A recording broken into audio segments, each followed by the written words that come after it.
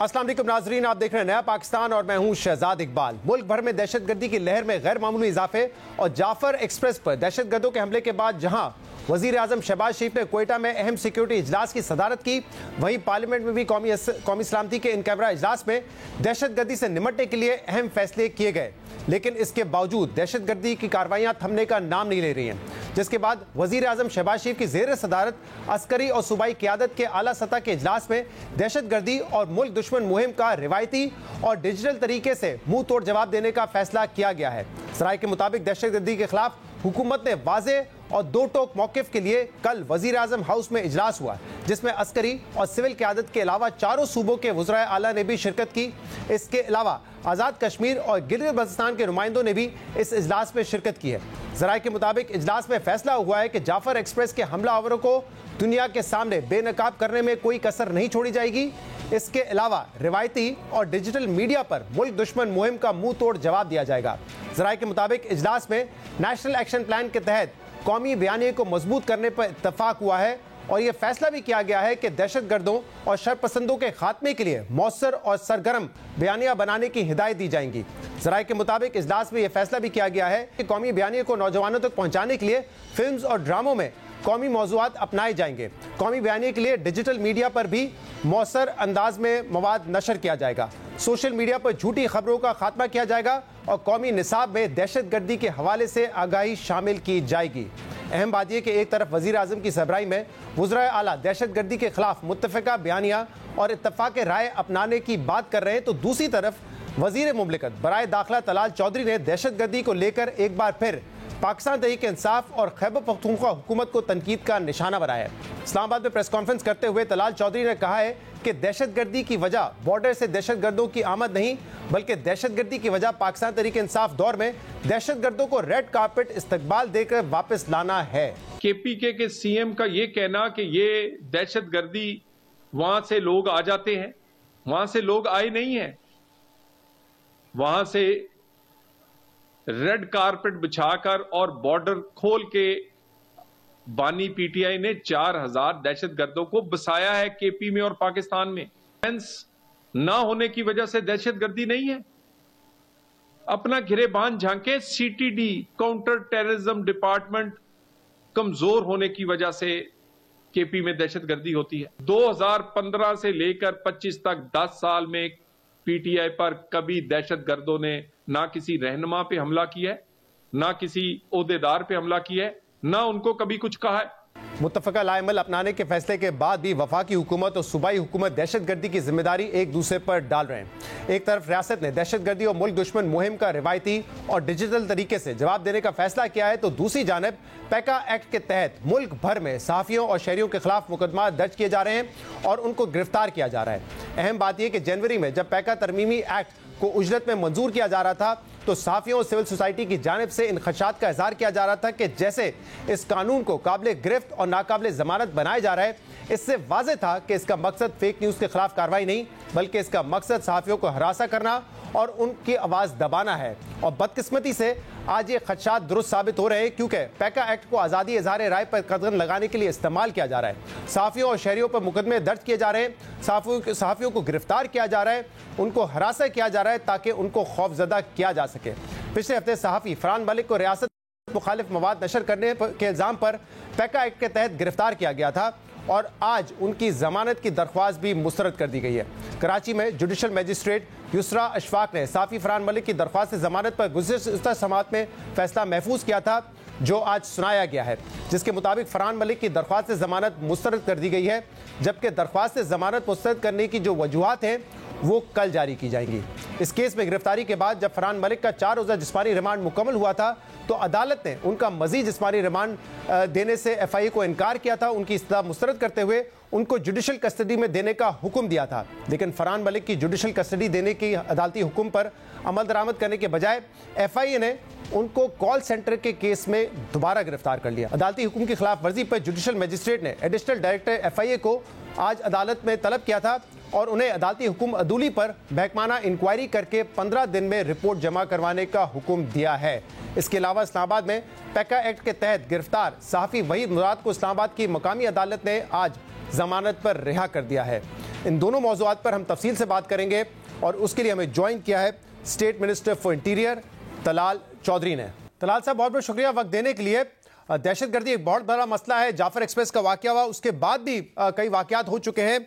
हमने देखा कि नेशनल जो सिक्योरिटी कमेटी की मीटिंग है, पार्लिमानी मीटिंग, वो भी हुई, उसमें भी कहा गया कि फैसले किए गए। और कल वजीर आजम की ज़ेर सदारत जो इजलास हुआ उसमें यह कहा गया है कि बाकायदा एक बयानिया बनाया जाएगा जिस दहशतगर्दी के खिलाफ, जिसपे सूबाई क़यादत भी ऑन बोर्ड है और इसको डिजिटल मीडिया, इलेक्ट्रॉनिक मीडिया, उसके जरिए नौजवानों तक पहुंचाया जाएगा।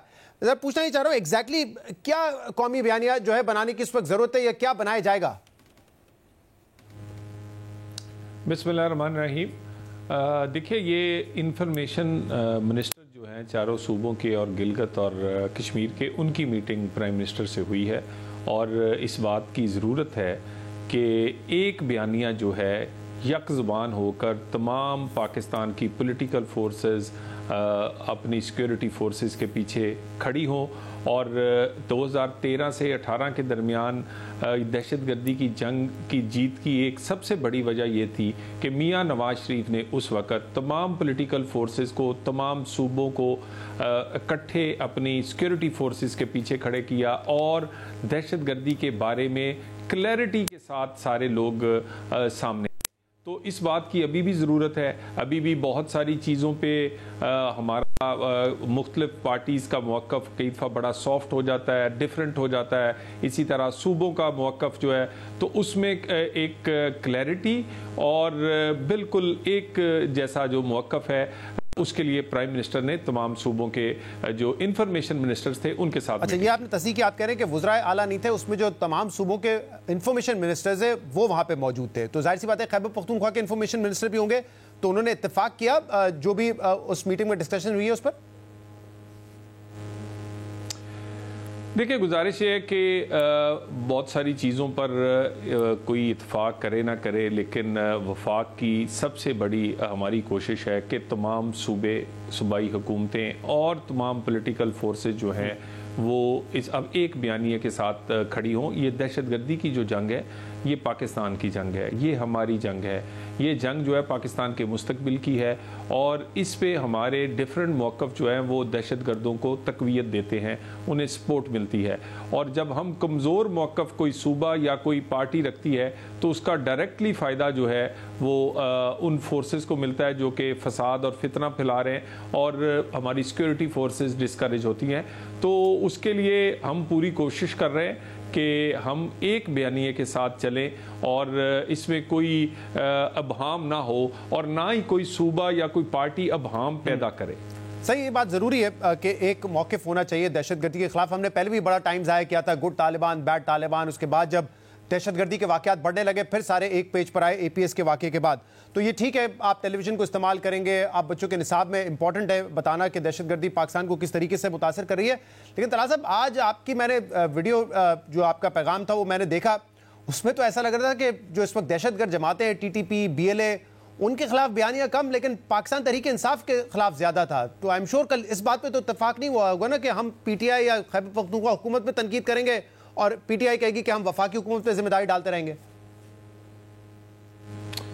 देखिए, जब से मैंने ये अपना जिम्मेदारी संभाली है, मुझे मजबूरी की वजह से KPK के CM के दिए गए मुतअद्दिद बयानात को उस पर रिस्पॉन्ड करना पड़ा है। मैं दोबारा कह दूं, मैंने रिस्पॉन्ड किया है उन बयानात पे जो कि KPK CM ने दिए। मुझे ये बताइए कि जब दहशतगर्दी की जंग चल रही है, आपकी सिक्योरिटी की मीटिंग हो चुकी है, उसके बाद अगर आप इस तरह का इब्हाम पैदा करेंगे कि किसी नए ऑपरेशन को मैं नहीं होने दूंगा, भाई आपके नए ऑपरेशन की बात तो किसी ने की नहीं उस मीटिंग में। उस मीटिंग में आपने ये बाहर जाके क्यों नहीं कहा कि अज़्म इस्तेकाम हो या नेशनल एक्शन प्लान मैं तकड़ा हो के इसके साथ खड़ा हूँगा? क्यों इब्हाम पैदा करते हैं ऐसे कि कोई ऑपरेशन शुरू होने लगा है या कोई नया कोई ऐसी चीज़ है जिसपे लोगों को ऑन बोर्ड नहीं लिया गया?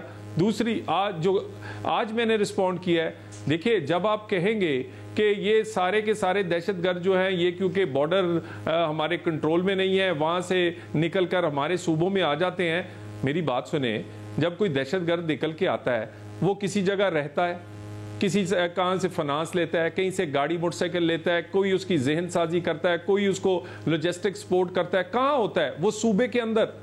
तो सूबाई जो गवर्नेंस का इशू है, कोई सेहत है, तालीम है, जिसका फायदा दहशतगर्द उठाते हैं, या फिर इन मरहूमियों के अलावा अगर आपके काउंटर टेररिज्म के अदारे किसने बनाने हैं, मुझे ये बताएं। मेरे ख्याल से ये दोनों बातें बड़ी इंपॉर्टेंट है। खैबर पख्तूनख्वा में सीटीडी हो या उनकी दूसरी कैपेसिटीज हो, उनको बढ़ाने की जरूरत है। हमारी हुकूमत, आपकी हुकूमत खुद कहती रही है कि अफगानिस्तान से क्रॉस बॉर्डर टेररिज्म होता है, वहां से लोग आते हैं और यहाँ पे कार्रवाई करते हैं, तो जाहिर सी बात है जो बॉर्डर सिक्योरिटी उसको भी बेहतर होने की जरूरत है, इंटेलिजेंस बेहतर होने की जरूरत है। इसमें कोई शक की बात नहीं है। जितने वाकयात हो रहे हैं, इन तीनों पहलुओं पर हमें काम करने की जरूरत है।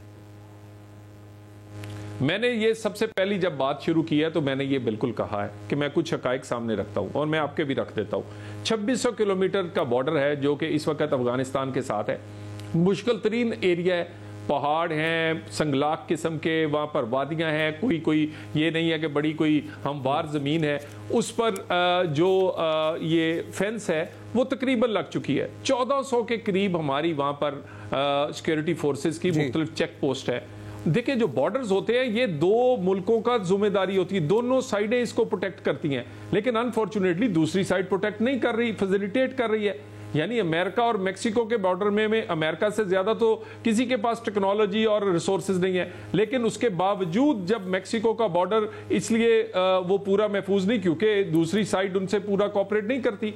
तो मामला ये है कि यहाँ पर 92% पे आपकी चेक पोस्ट है, ज्यादातर आपकी फेंस है, आपका बॉर्डर वहां पर ऑपरेटिव है। बहुत देर बाद अब लोग बॉर्डर से गुजरते और आते जाते, हाँ दरमियान में वहां से कहीं ना कहीं मिसयूज होता है या किसी वक्त वो कोई फेंस का कोई इशू बनता है। लेकिन मुझे ये बताइए, क्या ये वाला रीजन है? भाई हम ये रीजन नहीं है। रीजन दूसरी बात यह कि सिक्योरिटी फोर्सेस और रसाद अदारे बड़ी अहम इंफॉर्मेशन कई दफा सूबों को देते हैं। अगर सूबों की कैपेसिटी ना हो, उसके काउंटर टेररिज्म के अदारे फाल ना हो, उनकी कैपेसिटी, उनकी इक्विपमेंट, उनके पास टेक्नोलॉजी, उनके पास विल ना हो, तो फिर आप रिजल्ट नहीं आते। वही इंफॉर्मेशन पंजाब जाए, एक शहजाद साहब, वही इंफॉर्मेशन पंजाब जाए या सिंध जाए, रिजल्ट देती है। और वो इंफॉर्मेशन जब आप मुझे बताइए, पंजाब की सीटीडी हर जिले में, आप जरा स्टेट ऑफ द आर्ट आए ना आके देखें, उसके बाद आप केपी के जिलों में देख लें, आधे से ज्यादा जिलों में बात दुरुस्त है कि उनकी कैपेसिटी, उनकी सीटीडी ज्यादा इक्विप्ड है। नहीं, मैं इत्तेफाक करके आगे बढ़ना चाह रहा हूं कि वो वेल इक्विप्ड है, बट जाहिर सी बात है जो बलूचिस्तान और खैबर पख्तूनख्वा का क्योंकि एरिया बॉर्डर से मिलता है तो वो ज्यादा वल्नरेबल भी है। लेकिन जब हम बात कर रहे हैं कि क्रॉस बॉर्डर दहशतगर्दी होती है तो यहाँ पे और जो बयानिया बनाने की बात है, तो तलाल साहब आप ये भी देख रहे हैं ना, जब से ये दहशतगर्दी शुरू हुई है, हमारा एक बयानिया था ना कि ये दहशतगर्दी एनडीएस, रॉ और टीटीपी मिलकर कर रहे हैं पाकिस्तान के खिलाफ, और हमारी उस वक्त रियासत की पूरी हमदर्दियां, सपोर्ट जो है वो अफगान तालिबान की तरफ होती थी। जबकि उस वक्त कई लोग कहते थे कि ऐसा नहीं है, टीटीपी भी जो है वो अफगान तालिबान एक ही सिक्के के दो रुख हैं, लेकिन हमारी हिमायत उनके साथ थी। अब जब हमने देखा है कि यूएस फोर्सेस का इनखला हुआ, दहशतगर्दी में और इजाफा हो गया, तो अब हमें समझ आई है शायद कि टीटीपी और तालिबान एक ही है, क्योंकि आप कह रहे हैं वो बैठ के उनको वहां पे सपोर्ट कर रहे हैं। तो अब हम क्या बयानिया बनाएंगे? हम तो पूरा 15 साल एक बयानिया लेके चले जो ऐसा लगता है कि पिट गया है। देखिए, गुजारिश ये है कि सबसे पहली बात तो ये है कि अब मुल्क के अंदर क्या हम एक जगह एक पेज पे हैं? क्यों हमारी पॉलिटिकल फोर्सेस जो हैं वो अभी तक हमारी सिक्योरिटी फोर्सेस के पीछे या एक बयानिया बनाने में नाकाम क्यों हैं? 13 से 18 के दरमियान इस जंग की जीत की एक वजह थी, वही फौज थी, वही रेंजर थी, वही पुलिस थी, लेकिन पॉलिटिकल रिजॉल्व और एक फर्क था, नवाज शरीफ था और उसने तमाम लोगों को एक टेबल पर बिठाया, नेशनल एक्शन प्लान बना, उस पर अमल होना शुरू हुआ। मेरी बात सुने, जब नेशनल एक्शन प्लान जो है वो रिवाइज किया गया 2018 में, उसके 14 नुकात हो गए 21 से, उसके बाद उस पर अमल नहीं हुआ।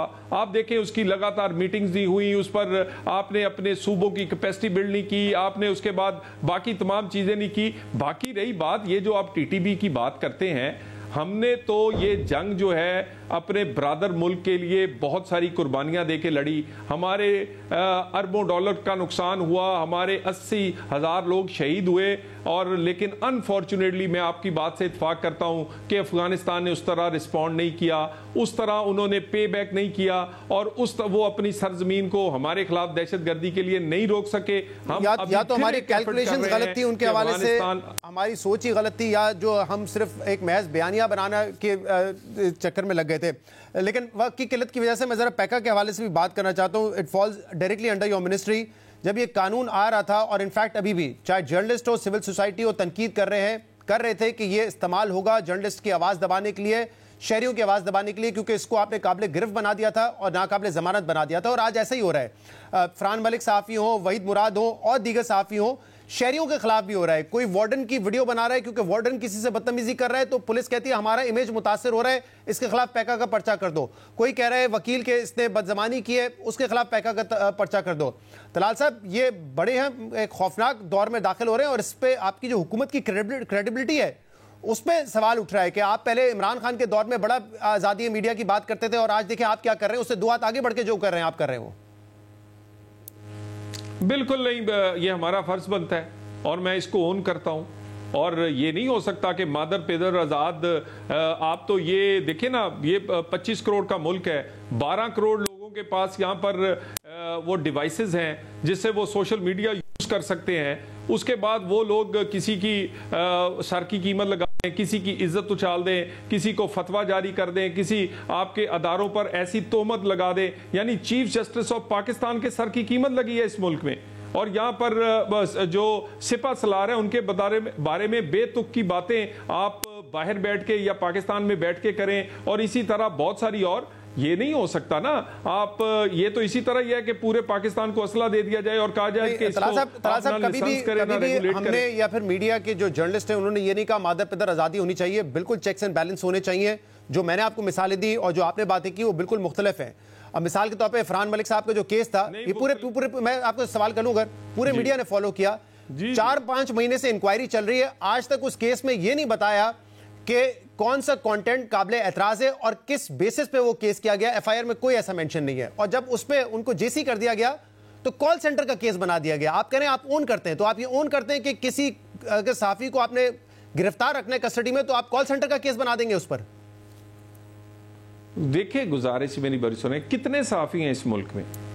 हजारों नहीं, लाखों के करीब होंगे। आप पाकिस्तान के सबसे बड़े चैनल पे इस वक्त बैठे हैं, कौन कितने आप तनकीद नहीं करते? करते हैं। आपके साथी तनकीद नहीं करते? करते हैं। लेकिन बड़ी जिम्मेदारी के साथ सेंसेशन नहीं फैलाते। मैं आपको फरहान मलिक साहब का प्रोग्राम 1-2 आपको भेजता हूं, मैंने आपके प्रोड्यूसर को भेजे भी हैं, जरा उसमें जुबान देख लें क्या इस्तेमाल की गई। मैंने देखे, लेकिन वो एफआईआर में तो उनका मतन ही नहीं है। वो तो मेरी कोई है ही नहीं एफआईआर में, तो बताते ना कि क्या है मसला। देखिए ना, नहीं हम एक मिनट शहजाद साहब, हमें शौक है कि हम आपके इन सवालों का जवाब दें, और 4-5 महीने से उन्हें बुला के उनसे एक तसल्ली बख्श जवाब पूछना चाह रहे हैं, उनके पास जवाब नहीं है। अच्छा, और उसके बाद फिर कॉल सेंटर का केस बना देंगे ना। वो कोर्ट पे गए हैं, कोर्ट में स्टे लिया, उसके बाद उनकी एफआईआर हुई है, फिर गिरफ्तार हुए। और क्या हमने कोई हफ्ते भेजा में रखा है? हमने उन्हें कानून के तहत जो बनता है, एफआईआर हुई है, अदालत में पेश हुए, उनको मौका कानून दे रहे हैं, उनकी जमानत आज मुस्तरद हुई है। मैं ये नहीं, आप देखिए ना, आप तलाल साहब अपने दौर में आप हमेशा ये कहते थे कि पहले जुर्म साबित हो, इसके बाद आप कन्विक्शन हो तो फिर आप जेल करें। यहाँ पे आप चाहते हैं कि पहले लोगों को जेल में डाला जाए और फिर इंक्वायरी और इन्वेस्टिगेशन जारी रहे। नहीं, देखिए, ये बिल्कुल ऐसा नहीं। अलग-अलग हैं, कई ऑफेंसेस ऐसे हैं जिस पे बिल्कुल नहीं पूछा, कई इस तरह की चीजें हैं उस पे एफआईआर, वो अदालत गए और उनकी जमानत आपके सामने खारिज हुई है। ये अदालत ने की है, वो हुकूमत नहीं है। और हुकूमत को शौक नहीं है कि इस तरह के आपके ये बहुत बहुत शुक्रिया तलाल साहब। लेकिन मैंने फिर सवाल आपसे किया, जब जुडिशल कस्टडी दे दी गई तो उसके बाद कॉल सेंटर का केस बनाया। आप कह रहे हैं कि जो कार्रवाइयां हैं पैका के अंडर आप उसको ओन करते हैं। एक ब्रेक प्रोग्राम में शामिल करेंगे, मजीद बात करेंगे इसके बाद।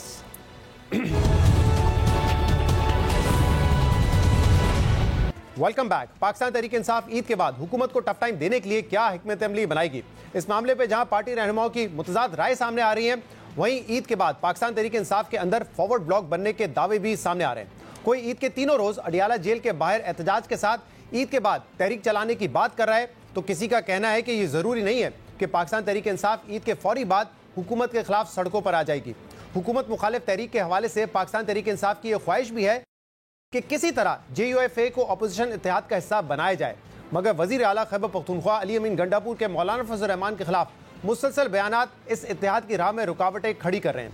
कल एक इंटरव्यू में अली अमीन गंडापुर ने कहा कि उन्होंने सिक्योरिटी कमेटी के इजलास में मौलाना फजल रहमान से 2 सवालों के जवाब मांगे थे, जिनके जवाबात नहीं मिले। मौलाना फजल रहमान खुलकर वजाहत कर दें कि उनका मैंडेट किसने चोरी किया, जिस पर आज तर्जुमान JUIFA असलम गौरी ने रद्द-ए-अमल देते हुए कहा है कि जब अपोजिशन इत्तेहाद बनने के करीब होता है तो साजिशी अनासर अपना काम शुरू कर देते हैं। इसके अलावा अडियाला जेल इंतजामिया की जानिब से पाकिस्तान तहरीक इंसाफ रहनुमाओं की इमरान खान से मुलाकातें ना करवाने का मामला भी पार्टी के लिए एक मसला बना हुआ है और पार्टी रहनुमा इस्लामाबाद हाई कोर्ट के अहकामात के बावजूद मुलाकातें ना कराने के मामले को तौहीन अदालत करार दे रहे हैं। पाकिस्तान तहरीक इंसाफ इस मामले पर कैसे आगे बढ़ेगी, इस समेत दीगर मामला पर हम बात करेंगे, जिसके लिए हमें ज्वाइन किया है पाकिस्तान तहरीक इंसाफ के सेक्रेटरी जनरल सलमान अकरम राजा ने। सलमान साहब, बहुत शुक्रिया वक्त देने के लिए।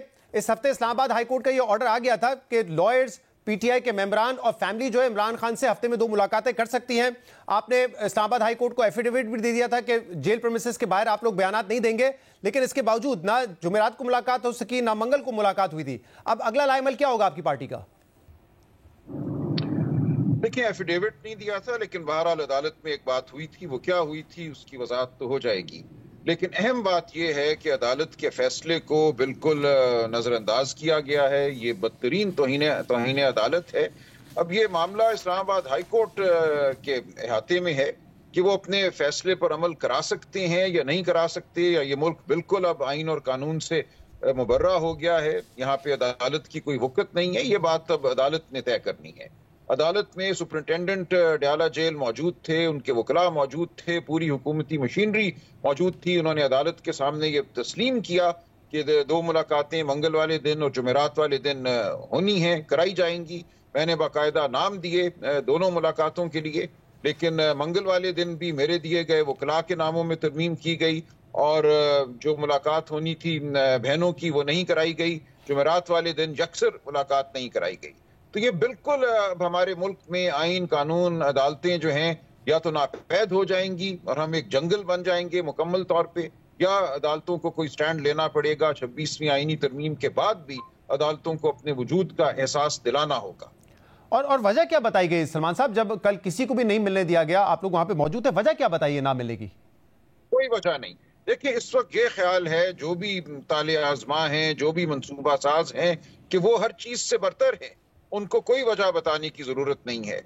उनके पास चूंकि ताकत है, वो समझते हैं, अगरचे हम ये देख रहे हैं कि वो ताकत उनके पांव तले जो है वो फिसल रही है, उनके पांव तले जमीन फिसल रही है, लेकिन ये समझ नहीं रहे कि इस मुल्क में आप आइन और कानून को पामाल करके बहुत ज्यादा देर कायम नहीं रह सकते। इस मुल्क ने इंशाअल्लाह कायम रहना है, ताअज़ल कायम रहना है, लेकिन आइन और कानून की बुनियाद पर ही कायम रहेगा, और ये हम करके दिखाएंगे। सलमान साहब, कल जब मुलाकात नहीं हो सकी तो leader of the opposition Omar Ayub साहब ने भी मीडिया से बात की। उन्होंने अपने एक्स पे पोस्ट भी किया, जिसमें वो कहते हैं कि हमारी ये बात दुरुस्त साबित हुई है कि पाकिस्तान में कोई रूल ऑफ लॉ नहीं है।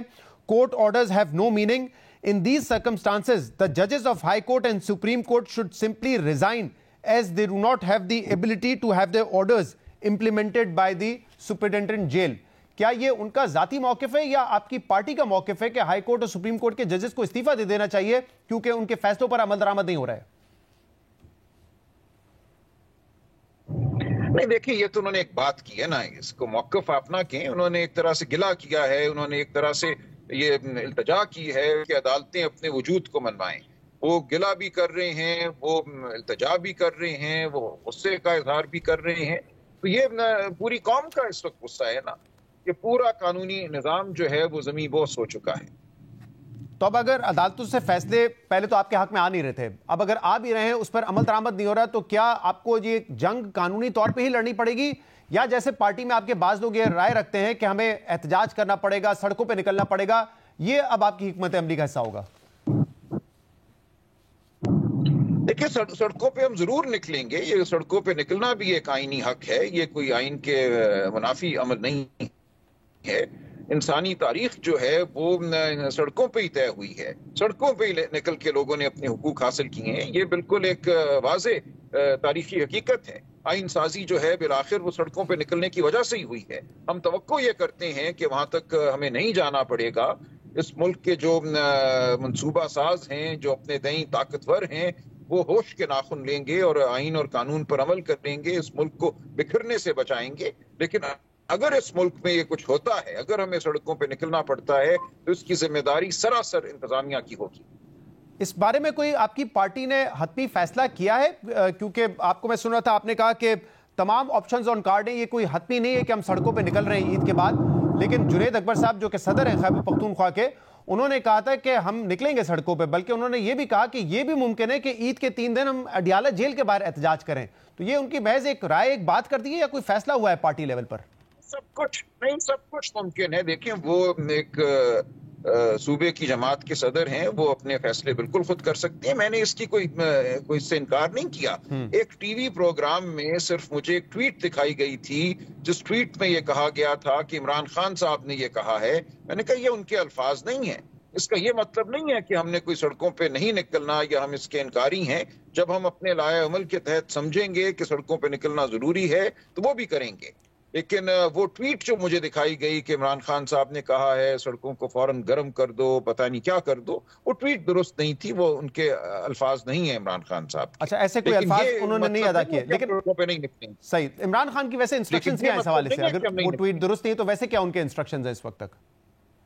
देखिए, उनकी जो भी इंस्ट्रक्शंस हैं वो जाहिर है मैं टीवी पे तो बयान नहीं करूंगा, लेकिन वक्त के साथ साथ वो सामने आएंगी। इतना मैं जरूर कहूंगा कि सड़कों पे निकलना बिल्कुल हमारे लाए अमल में शामिल है। उसकी जरूरत होगी तो हम जरूर करेंगे। और मुझे नजर ये आ रहा है कि जिस तरह आइन और कानून की धज्जियां उड़ाई जा रही हैं, बिलाखिर ये हमें करना पड़ेगा और बहुत जल्दी करना पड़ेगा। ओके, और इसके लिए क्या सोलो फ्लाइट होगी तहरीक इंसाफ, या कोशिश आपकी यही है कि तमाम जो ऑपोजिशन पार्टीज हैं वो मिलकर यह एहतजाज करें?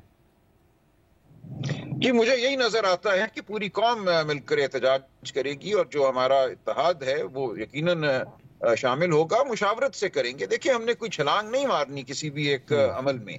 हम हर चीज फरासत से करेंगे, हिकमत से करेंगे, लाए अमल के तहत करेंगे और अपनी जो इत्तेहादी जमातें हैं उनसे मुशावरत करके करेंगे। हो सकता है कुछ सियासी अमल हम खुद करें, कुछ सियासी अमल हम जो इत्तेहादी हैं उनके साथ मिलकर करें। दोनों चीजें हमारे सामने। राइट, और इसमें आप लोगों की कोशिशें जारी है कि JUIF को भी आप अपने साथ मिलाएं। लेकिन अब से कुछ देर पहले JUIF के जो तर्जुमान है असलम गौरी साहब, उनका एक बयान सामने आया, मैं पढ़ के आपको बता देता हूं। वो कहते हैं कि अली अमीन गंडापुर तहरीक इंसाफ और JUIF के दरमियान फासलों को बढ़ाने की साजिश कर रहे हैं। पाकिस्तान तहरीक इंसाफ को बैरूनी नहीं अंदरूनी साजिशों से खतरा है। ग्रैंड ऑपोजिशन में रुकावट से हुकूमत और गैर जमहूरी कुव्वतों को फायदा पहुंचेगा। अब ये उनके तर्जमान कह रहे हैं। वो कह रहे हैं कि बार बार इमरान खान ने उनको कहा है कि आप बयानबाजी बंद करें, लेकिन अली अमीन गंडापुर साहब मुसलसल जो है वो अटैक कर रहे हैं फजल रहमान साहब को। ये क्या मामला है सलमान साहब? है कि हमने JUI को मौलाना फजल रहमान को साथ लेकर चलना है और इसके रास्ते में हमने कोई रुकावट खड़ी नहीं करनी गैर जरूरी। अगर कोई अल्फाज ऐसे अदा हुए हैं जिनसे कोई दिल आज़ारी हुई है तो मैं यकीनन बात करूंगा, अली अमीन साहब से भी बात करूंगा, मौलाना से भी बात करूंगा और इंशाअल्लाह ये मामला खुश उसलूबी से हल होगा। हाँ, क्योंकि सलमान साहब आप इस बात को काफी ज्यादा तरजीह देते हैं कि पार्टी डिसिप्लिन होना चाहिए। जो अभी फैसल चौधरी साहब का मामला था उस वक्त भी आपने इमरान खान को यह कहा कि एक पार्टी डिसिप्लिन है, उसकी कोई खिलाफ वर्जी करेगा तो नज़्म ज़ब्त जो है पार्टी का वो खराब होता है। यहाँ पे तो ये फजल रहमान साहब या उनकी जमात कई मरतबा शिकवा कर चुकी है कि बार बार इमरान खान के मना करने के बावजूद अली अमीन गंडापुर साहब बयान दे रहे हैं। देखिए, मामलात सुधार की तरफ जा रहे हैं। एक सियासी पस मंजर है, डेरा इस्माइल खान की सियासत है, ये सब चीजें हैं, लेकिन इंशाअल्लाह हम उस जगह पहुंच जाएंगे जहां ये तमाम मामलात तय हो जाएंगे। सही। इसके अलावा शेर अफजल मरवत साहब आपकी पार्टी का हिस्सा नहीं रहे, वो आगे की पेशगोई भी कर रहे हैं, लेकिन उस पर मैं नहीं जाऊंगा क्योंकि अब वो आपकी पार्टी का हिस्सा नहीं है। लेकिन वैसे उन्होंने अपना एक तजिया पेश किया है एक प्रोग्राम में, उसका जवाब मैं समझता हूं देना जरूरी है, क्योंकि वो कह रहे हैं कि इस वक्त पार्टी में जो मौरूसी सियासत है ना, उससे PTI को बड़ा नुकसान हो रहा है। उन्होंने नाम लिए बगैर कहा कि 2 ग्रुप है, एक ग्रुप अगर फैसला करता है तो दूसरे को बैलेंस करना पड़ता है। यानी कि गालिबन अंदाजा ये लगाया जा रहा है कि वो बुशरा बीबी और इमरान खान की जो हमशीरा हैं उनकी बात कर रहे हैं। क्या आपको लगता है कि ये बात दुरुस्त है कि मौरूसी सियासत की वजह से या पार्टी में अंदरूनी इख्तलाफात की वजह से पार्टी को नुकसान हो रहा है? देखिए, पार्टी के अंदर एक दूसरे पे जुमलाबाजी, एक दूसरे के ऊपर छोटा मोटा हमला करना तो जारी रहता है, लेकिन कोई ग्रुप बंदी नहीं होगी, कोई फॉरवर्ड ब्लॉक नहीं बनेगा। ये लोगों की ख्वाहिश हो सकती है जो पार्टी को नुकसान पहुंचाना चाहते हैं, लेकिन ऐसा कुछ नहीं होगा। पार्टी का एक ही लीडर है, एक ही मरकज है, वो इमरान खान है, और ऐसा कुछ नहीं हो सकता कि पार्टी उनकी मर्जी के बगैर कोई भी शख्स जो है वो कोई लाएअमल अपनाए, कोई फॉरवर्ड ब्लॉक हो या कोई ग्रुप हो, ऐसे नहीं होगा। इसके अलावा कल भी वजीर आजम शहबाज शरीफ साहब की सरबराही में एक अहम बड़ा इजलास हुआ है जिसमें चारों सूबों से भी शिरकत की थी। कश्मीर, आज़ाद कश्मीर और GB के वहाँ नुमाइंदगी भी मौजूद थी। वहाँ पे अब ये फैसला किया गया है कि ऑब्वियसली एक तो काइनेटिक ऑपरेशन की बात हो रही है, दूसरा ये कहा गया है कि जो एक सॉफ्ट फोर्स का इस्तेमाल किया जाएगा ताकि दहशतगर्दी के खिलाफ एक मौसर बयानिया बनाया जा सके, चाहे वो इलेक्ट्रॉनिक मीडिया के जरिए हो, ड्रामों फिल्मों के जरिए हो या इवन डिजिटल मीडिया के जरिए हो, उसकी बात की गई है। लेकिन अब से कुछ देर पहले तलाल चौधरी साहब ने जब बात की तो उन्होंने इस पर तो बात की कि ये बयानिया बनाने की ज़रूरत है, लेकिन साथ साथ तहरीक इंसाफ पे उन्होंने बड़ी तनकीद की है। उन्होंने ये कहा है कि इमरान खान ने रेड कार्पेट बिछाया दहशतगर्दों के लिए, जिसकी वजह से 4000 दहशतगर्द पाकिस्तान में आए। वो ये कहते हैं कि PTI जो है दहशतगर्दी की मजम्मत करने के बजाय, उनके खिलाफ बयान देने के बजाय उनके हौसला अफजाई कर रही है, और ये मामला भी कह रहे हैं कि वो हम चलने नहीं देंगे। तो क्या कहेंगे इस पर आप? देखिए, ये तो बस बेतुकी बातें हैं। PTI मुकम्मल तौर पे दहशतगर्दी के खिलाफ खड़ी है। PTI जो दहशतगर्दी के नतीजे में लोग शहीद हुए हैं उनकी मग़फ़िरत के लिए खड़ी है, उनके खानदानों के गम में शामिल है। लेकिन हम ये समझते हैं कि मामले का जो हल है वो इस हुकूमत के पास नहीं है, हो ही नहीं सकता। एक मसनूई हुकूमत जो है जिस पे अवाम का एतबार नहीं है, वो कोई मामला हल नहीं कर सकती। वो टीवी पे फिल्में बना लें, गाने बना लें, वो स्किट्स बना लें, ये मामले का हल नहीं है। मामले का हल ये है कि वो हुकूमत कायम हो जिस पे अवाम का एतबार है, बलूचिस्तान में भी और पूरे मुल्क में भी। तब आप मामले के हल की जानिब बढ़ सकते हैं। बहुत बड़ी तब्दीलियों की ज़रूरत है। हम जिस तरह बलूचिस्तान को हुकूक देते हैं या नहीं देते, हमें सब पे असर नौ गौर करना होगा। बलूच शिकायतें हैं, उनको हमें बहुत गौर से सुनना होगा, जख्मों पे मरहम रखना होगा। ये काम सिर्फ वो जमात कर सकती है, वो लीडर कर सकता है जो वाकईतन अवाम का लीडर है। इमरान खान के बगैर आप किसी मसले का हल नहीं निकाल सकते। PTI को साइडलाइन करके आप कहीं नहीं पहुंच सकते। आपको इस हकीकत को तस्लीम करना होगा कि PTI और इमरान खान आज पाकिस्तान की सियासत के महवर हैं। यही मुतालबा आप लोगों ने उस वक्त भी किया था जब कौमी सलामती की पार्लिमानी कमेटी का इजलास बुलाया जा रहा था, और क्योंकि आप लोगों के मुतालबात नहीं माने गए तो आप लोगों ने उस इजलास में शिरकत नहीं की। उसके बाद बिलावल भुट्टो ज़रदारी साहब ने यह कहा है कि दोबारा इजलास बुलाएं, पाकिस्तान तहरीक इंसाफ को उसमें इंक्लूड करें। उन्होंने कहा मैं खुद कोशिश करूंगा, अगर हुकूमत कहती है हम कोशिश करेंगे। दीगर जमातें जो आपके साथ ऑपोजिशन में है उन्होंने शिरकत नहीं की, उनको भी उन्होंने कहा कि बुलाना चाहिए। क्या किसी किस्म का दोबारा कॉन्टैक्ट हुआ है, या अगर होता है कॉन्टैक्ट तो आप लोगों का मुतालबा क्या होगा कि इमरान खान से मिलने की इजाजत दें ताकि उनसे हम मैंडेट लें, या आपका मुतालबा यह है कि उस मीटिंग में इमरान खान की शिरकत हो? देखिए, उनकी शिरकत बिल्कुल होनी चाहिए। राना सनाउल्लाह भी बात कर चुके हैं, पैरोल पे वो आ सकते हैं, और ये मीटिंग होनी चाहिए उन लोगों की जो अवाम के हकीकतन नुमाइंदे हैं। देखिए, फॉर्म 47 की असेंबली में आप 40 लोगों को एक बंद कमरे में बिठा देते हैं जिनका कुछ लेना देना ही नहीं है अवाम के साथ। वो अपने हल्के में तीसरे चौथे नंबर पे थे, उनको आपने असेंबली में बिठा दिया और उनसे आप मशवरा कर रहे हैं और उनकी राय के मुताबिक आप कहते हैं आप फैसला करेंगे। ये एक मजाक है। आपको एक हकीकी असेंबली में बिठाना होगा, एक ऑल पार्टीज कॉन्फ्रेंस बुलाएं, एक जिरगा बुलाएं जहां हकीकी जो नुमाइंदगान हैं जिनको आपने पार्लियामान में नहीं आने दिया, उनकी बात सुने और फिर कोई फैसला करें। अपने आप से मजाक ना करें, पाकिस्तान के साथ मजाक ना करें, और इमरान खान के मशवरे, इमरान खान की हिदायत के बगैर कोई हल नहीं होगा। जरूर बिलावल भुट्टो साहब कोशिश करें, लेकिन जो मैं गुजारिश कर रहा हूं कि आपको हकीकी नुमाइंदों को सुनना है, आपको इमरान खान को रोल देना है जिसके वो इस वक्त मुस्तहिक हैं पाकिस्तान के सबसे बड़े कौमी लीडर की हैसियत में। अब जो हालात है सलमान साहब वो आपके सामने है, फिजिकली उनकी प्रेजेंस होने के इम्कानात कम लगते हैं, लेकिन क्योंकि आप कह रहे हैं ऑब्वियसली एक बड़े लीडर हैं, बड़ी पार्टी के लीडर हैं, उनकी रिप्रेजेंटेशन तो आपके जरिए भी हो सकती है। तो अगर मुशावरत वहां से हो जाए, उनके अहकामात आ जाए, तो क्या ये मुमकिन है कि वो अहकामात आप लोगों के जरिए उस मीटिंग में पहुंचे, या उनका फिजिकली होना ही आपके ख्याल में शर्त होगी आपकी तरफ से? देखिए, इसका फैसला भी खुद इमरान खान साहब करेंगे। हमारी मुलाकात तो कराए ना, अभी तो आपने कोर्ट के ऑर्डर के बावजूद एक मामूल की मुलाकात भी नहीं होने दी। तो इस वक्त तो मुझे ये नजर आ रहा है कि इंतजामिया पाकिस्तान के साथ मजाक कर रही है, खुद फरेबी में मुब्तला है। इनका ख्याल है कि हम काइनेटिक एक्शन करेंगे, गोली चलाएंगे, बारूद इस्तेमाल होगा और बलूचिस्तान ठीक हो जाएगा। ऐसे नहीं होगा।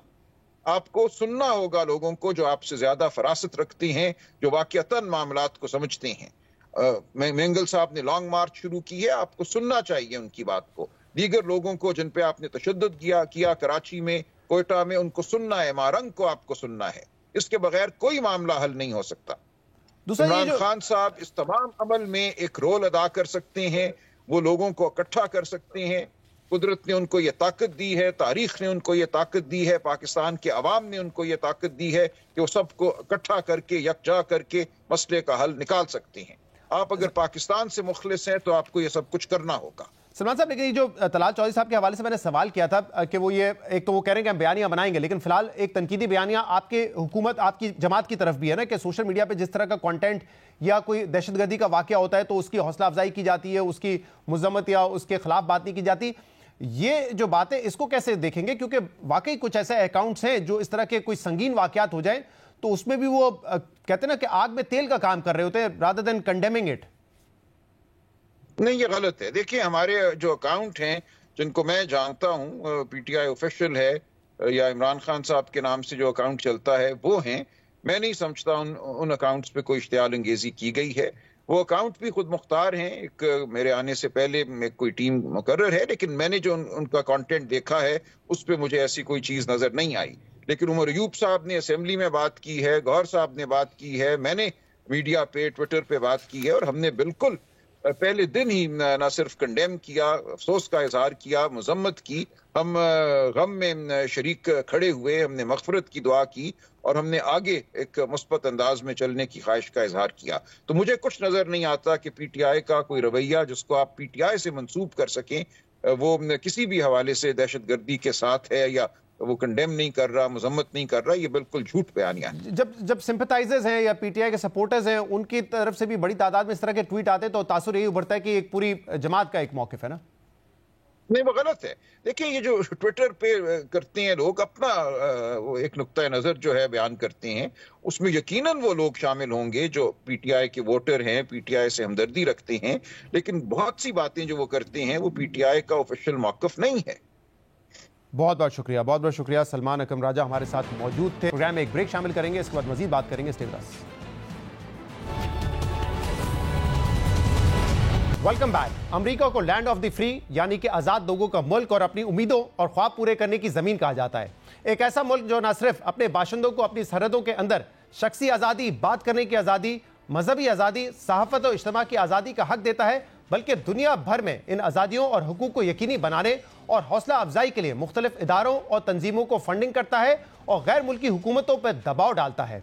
मगर डोनाल्ड ट्रंप के सदर बनने के बाद अमेरिका बदल रहा है। जो आज़ादियाँ और जो हुकूक अमरीकी आइन अमेरिका में रहने वालों को फराम करता है, वो हुकूक और आज़ादियाँ एक एक करके उनसे छीने जा रहे हैं। अमरीकी आइन की पहली तरमीम, जिसे बिल ऑफ राइट्स कहा जाता है, वो अमरीका को आज़ाद तरीन कौम बनाता है। ये तरमीम न सिर्फ अमरीका में पैदा होने वाले शहरियों, अमरीकी ग्रीन कार्ड होल्डर्स और वीज़ा होल्डर्स को इजहार और एहतजाज की आज़ादी समेत 5 बुनियादी इंसानी हकूक फराम करती है, बल्कि अमरीका में गैर कानूनी तौर पर मुकीम अफराद को भी इस तरमीम के तहत तहफ़्फ़ुज़ हासिल होता है। मगर ट्रंप इंतजामिया इसराइल के हक में जो इक़दाम कर रही है वो अमरीका की बुनियादों को हिला रहा है, क्योंकि ट्रंप इंतजामिया ने अमरीका में फ़लस्तीन के हक में आवाज़ उठाने को जुर्म करार देते हुए यूनिवर्सिटियों में ज़ेर तालीम गैर मुल्की तलबा के खिलाफ क्रैकडाउन तेज़ कर दिया है। और इस क्रैकडाउन में न सिर्फ वीज़ा होल्डर्स के वीज़ा मनसूख किए जा रहे हैं, बल्कि अमरीका की मुस्तकिल शहरियत रखने वालों की शहरियत को भी ख़त्म किया जा रहा है। अमरीकी वज़ीर ख़ारजा मार्को रूबियो ने कल इस क्रैकडाउन की तस्दीक करते हुए बताया है कि अमरीका अब तक फ़लस्तीन की हिमायत करने वाले 300 से ज़ायद गैर मुल्की तलबा के वीज़े मनसूख कर चुका है। अहम बात यह कि अमरीका में गैर मुल्की तलबा के वीज़े और शहरियत मनसूख करने का सिलसिला तो ट्रंप इंतजामिया में शुरू हुआ है, जबकि इन तलबा की गिरफ्तारियों का आगाज़ पिछले साल अप्रैल में शुरू हुआ था कि जब मुख्तलिफ अमरीकी यूनिवर्सिटियों के तलबा ने अपने कैंपसेस में एहतजाज करते हुए अमरीकी हुकूमत से इसराइल की इमदाद रोकने और इसराइल की सियासी और मुआशी बाइकआउट का मुतालबा किया था, जिसके जवाब में प्रोफेसर्स और फैकल्टी मेंबर्स समेत 3000 से ज़ायद मुजाहिरीन को गिरफ्तार किया गया। और अब ट्रंप इंतजामिया ने एक कदम आगे बढ़ के ऐसे तलबा के ग्रीन कार्ड और वीजा मंसूख करने का सिलसिला शुरू कर दिया है। 8 मार्च को यह मामला दुनिया के मीडिया की हेडलाइंस की जीनत उस वक्त बना जब कोलंबिया यूनिवर्सिटी के ग्रेजुएट मोहम्मद खलील को बगैर किसी सबूत हमास की हिमायत के इल्जाम में अमरीकी इमिग्रेशन एंड कस्टम इन्फोर्समेंट के एजेंट्स ने गिरफ्तार करके डिटेंशन सेंटर में डाल दिया और इस वक्त अमरीकी अदालत में उनकी डिपोर्टेशन का मामला जेर समात है। इसके अलावा मंगल को अमरीकी इमिग्रेशन के नकाबपोश एहलकारों ने इजरायली जारियत के खिलाफ आवाज उठाने पर तुर्क तालिबा रुमैसा को भी गिरफ्तार कर लिया है, जिसके बाद अमरीकी हुकूमत ने इनका वीजा भी मंसूख कर दिया है। Oh, we revoked her visa. It's an F1 visa, I believe. We revoked it, and here's why. And I'll say it again. I said it everywhere. Let me be abundantly clear, okay? If you go apply for a visa right now, anywhere in the world, let me just send this message out. If you apply for a visa to enter the United States and be a student, and you tell us that the reason why you're coming to the United States is not just because you want to write op-eds, but because you want to participate in movements that are involved in doing things like vandalizing universities, harassing students, taking over buildings, creating a ruckus, we're not going to give you a visa.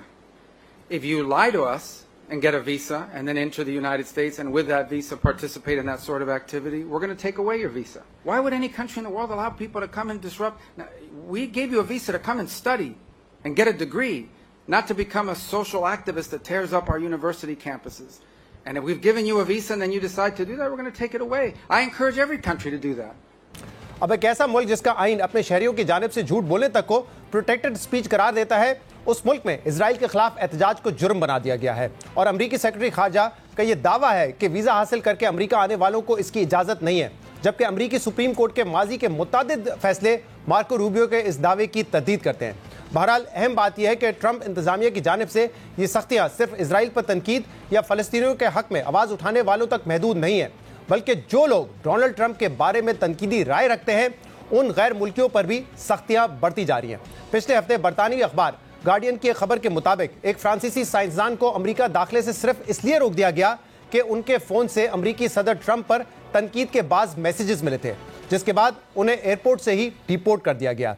यानी उस America में immigration पर गैर एलानिया पाबंदी और रुकावटों के मामला सामने आ रहे हैं, जिसे लैंड ऑफ इमिग्रेशन भी कहा जाता है, जिसका मुजस्मा आज़ादी यानी स्टैच्यू ऑफ लिबर्टी दुनिया भर के लोगों के लिए आज़ादी, जमहूरियत और उम्मीद की अलामत है।